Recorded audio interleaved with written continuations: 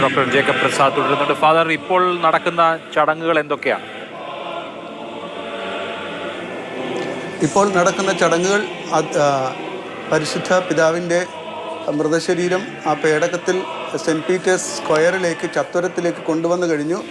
അത് ദിവ്യപൂജയ്ക്കായിട്ടുള്ള പ്രവേശന പ്രദക്ഷിണമാണ് നടക്കുന്നത്.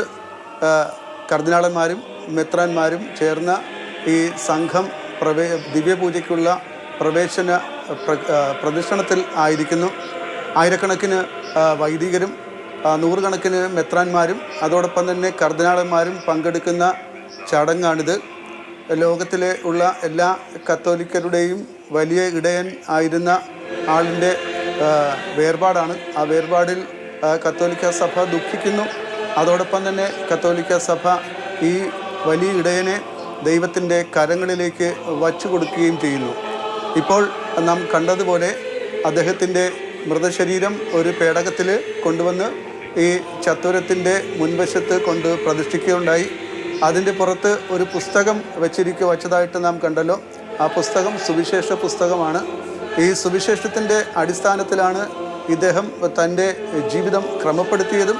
ഈ സുവിശേഷം തന്നെയാണ് സഭയെ സംബന്ധിച്ചിടത്തോളം അടിസ്ഥാന മൂല്യങ്ങൾ ഉൾക്കൊള്ളുന്ന ഗ്രന്ഥവും. ആ മൂല്യങ്ങളുടെ എല്ലാം പ്രതീകമായിട്ടാണ് ഇദ്ദേഹം ജീവിച്ചത്. ആ പശ്ചാത്തലത്തിൽ ആണ് ഇപ്രകാരം ആ പുസ്തകം അദ്ദേഹത്തിൻ്റെ ഈ പേടകത്തിൻ്റെ ശവശരീരം അടങ്ങുന്ന പേടകത്തിൽ കൊണ്ട് വച്ചത്. ഇപ്പോൾ ഉള്ള പ്രാർത്ഥന നടക്കുന്ന ലത്തീനിലുള്ള പ്രാർത്ഥനയാണ് നടക്കുന്നത്. അതിനകത്തുള്ള പ്രധാനപ്പെട്ട വചനം ഇപ്രകാരമാണ്: കർത്താവേ, ഇയാൾക്ക് നിത്യവിശ്രാന്തി നൽകണമേ എന്നാണ്. നിത്യ തേജസ് ഇയാളുടെ മേൽ പ്രകാശിക്കുകയും ചെയ്യട്ടെ എന്നതാണ് പ്രാർത്ഥന.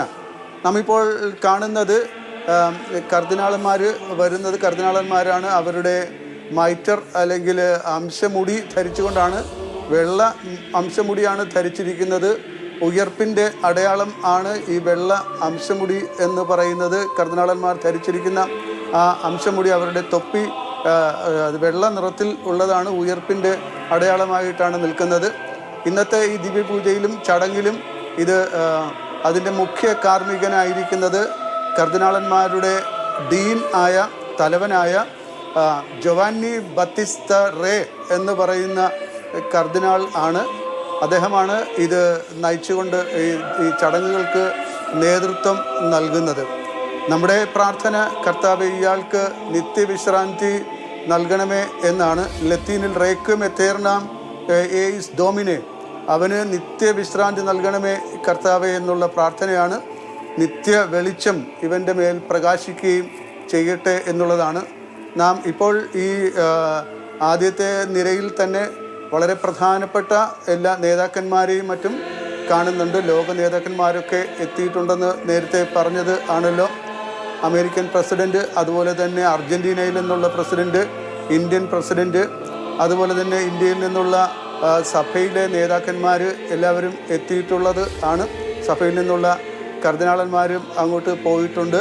സഭയിൽ നിന്ന് നമ്മുടെ ഇപ്പോൾ ഉള്ളത് കർദിനാളന്മാർ ഉള്ളത് മേജർ ആർച്ച് ബിഷപ്പ് കാതോലിക്കസ് ബാബ ക്ലീമിസ് തിരുമേനി പോയിട്ടുണ്ട്. അദ്ദേഹം കത്തോലിക്ക മലങ്കര സഭയുടെ മേജർ ആർച്ച് ബിഷപ്പാണല്ലോ ഇവിടുത്തെ തലവൻ. അതോടൊപ്പം തന്നെ CCBIയുടെ ഹെഡായിട്ടുള്ള ഫിലിപ്പ് നേരി ഫെറാവോ എന്ന് പറയുന്ന ലത്തീൻ സഭയുടെ ഈ ഹെഡായിട്ട് ഇന്ത്യയിലുള്ള അദ്ദേഹം ആ ചടങ്ങിൽ പങ്കെടുക്കാനായിട്ട് പോയിട്ടുണ്ട്. അതോടൊപ്പം തന്നെ ആന്റണി പൂള എന്ന് പറയുന്ന ഹൈദരാബാദ് ആർച്ച് ബിഷപ്പ്, അദ്ദേഹവും കർദിനാളാണ്, ഇവിടെ നിന്ന് പോയിട്ടുള്ളത്. മാത്രമല്ല കർദിനാൾ ആലഞ്ചേരി പോയിട്ടുണ്ട്. നേരത്തെ നമ്മുടെ ഈ സിറോ മലബാർ സഭയുടെ മുൻ മേജർ ആർച്ച് ബിഷപ്പായിരുന്ന കർദിനാൾ മാർ ജോർജ് ആലഞ്ചേരിയും ഈ തിരുക്കർമ്മത്തിൽ പങ്കെടുക്കാനായിട്ട് പോയിട്ടുണ്ട്. ഇന്ത്യയിൽ നിന്നുള്ള വത്തിക്കാനിൽ തന്നെ പ്രവർത്തിക്കുന്ന മാർ ജോർജ് കൂവക്കാട്ട് എന്ന് പറയുന്ന കർദിനാളും അവിടെ ഈ ചടങ്ങിൽ പങ്കെടുക്കുന്നുണ്ട്. ഒസ്വാൾഡ് ഗ്രേഷ്യസ് എന്ന് പറയുന്ന മുൻ ബോംബെ ആർച്ച് ഡയസിസിൻ്റെ ആർച്ച് ബിഷപ്പായിരുന്ന കർദിനാളും ഇതിൽ പങ്കെടുക്കുന്നുണ്ട്. മുംബൈ ആർച്ച് ബിഷപ്പായിരുന്ന കർദിനാൾ ഒസ്വാൾഡ് ഗ്രേഷ്യസ് നേരത്തെ മാർപ്പാപ്പ ഇത് സൃഷ്ടിച്ച, അദ്ദേഹം പാപ്പ ആയതിനു ശേഷം രൂപവൽക്കരിച്ച 9 C9, അതായത് 9 കർദിനാളന്മാരെ ലോകമെമ്പാടും നിന്നും തിരഞ്ഞെടുത്ത് അദ്ദേഹത്തിൻ്റെ സ്പെഷ്യൽ അഡ്വൈസേഴ്സ് കൗൺസിലേഴ്സായിട്ട് നിയമിച്ചിട്ടുണ്ടായിരുന്നു. അതിൽ ഒരാളായിരുന്നു അദ്ദേഹം ഒസ്വാൾഡ് ഗ്രേഷ്യസ് തിരുമേനി കർദിനാൾ. ഇവരൊക്കെ എല്ലാം പങ്കെടുക്കുന്നുണ്ട്. അതോടൊപ്പം തന്നെ സിറോ മലബാർ സഭയുടെ മേജർ ആർച്ച് ബിഷപ്പായിരിക്കുന്ന ഇപ്പോൾ മേജർ ആർച്ച് ബിഷപ്പായിരിക്കുന്ന അഭിമന്യ മാർ റഫേൽ തട്ടിൽ പിതാവ് പങ്കെടുക്കുന്നുണ്ട്. അതോടൊപ്പം തന്നെ ലത്തീൻ സഭയുടെ KRLC-BCയുടെ ഹെഡായ പ്രസിഡൻ്റായ വർഗീസ് ചക്കാലക്കൽ പിതാവ് പങ്കെടുക്കുന്നു. അദ്ദേഹം KRLC-BCയുടെയും KRLCCയുടെയും തലവനാണെന്ന് നമുക്കറിയാം. അപ്പോൾ ലത്തീൻ സഭയെ പ്രതിനിധീകരിച്ച് അദ്ദേഹം ഇവിടെ കേരളത്തിലെ ലത്തീൻ സഭയെ പ്രതിനിധീകരിച്ചുണ്ട്, ഇന്ത്യയിലെ മുഴുവൻ ലത്തീൻ സഭയെ പ്രതിനിധീകരിച്ചുണ്ട്. അതോടൊപ്പം തന്നെ തൃശ്ശൂർ ആർച്ച് ബിഷപ്പായിട്ടുള്ള മാർ ആൻഡ്രൂസ് താഴത്ത്, അദ്ദേഹം CBCIയുടെ പ്രസിഡൻ്റാണ്. CBCI പ്രസിഡൻ്റ് എന്ന നിലയിലും അദ്ദേഹം അവിടെ പങ്കെടുക്കുന്നു. അപ്പോൾ വളരെ പേര് സഭാധികാരികൾ, സഭയ്ക്ക് നേതൃത്വം നൽകുന്നവർ കേരളത്തിലെ സഭയിൽ നിന്ന് പങ്കെടുക്കുന്നത് നമ്മൾ അറിഞ്ഞിട്ടുണ്ട്.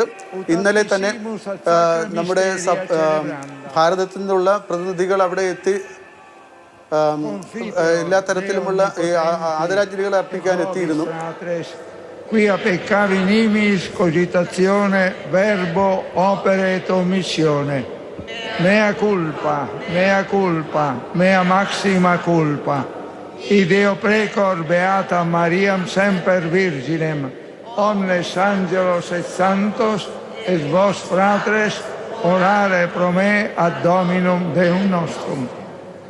Misereatur nostri omnipotens Deus, et dimissis peccatis nostris perducat nos ad vitam aeternam. Father, അങ്ങേക്ക് ഇത് വിവർത്തനം ചെയ്യാം എന്ന പ്രാർത്ഥനയിൽ കേൾക്കുന്നു. അതെ, വിവർത്തനം ചെയ്തുകൊണ്ടിരിക്കുകയാണ് ഞാൻ. ഈ പ്രാർത്ഥന നടക്കുകയാണ് ഇപ്പോൾ. കർത്താവ് നമ്മുടെ പാപങ്ങൾ ക്ഷമിച്ച് നമ്മളെ നിത്യജീവിതത്തിലേക്ക് നയിക്കുമാറാകട്ടെ എന്നുള്ള പ്രാർത്ഥനയാണ് ഇപ്പോൾ അവസാനിച്ചത്. കാർഡിനൽ ജോവാന്നി ബത്തിസ്ത റേ എന്ന് പറയുന്ന അദ്ദേഹം കാർമ്മികത്വം വഹിക്കുന്നു.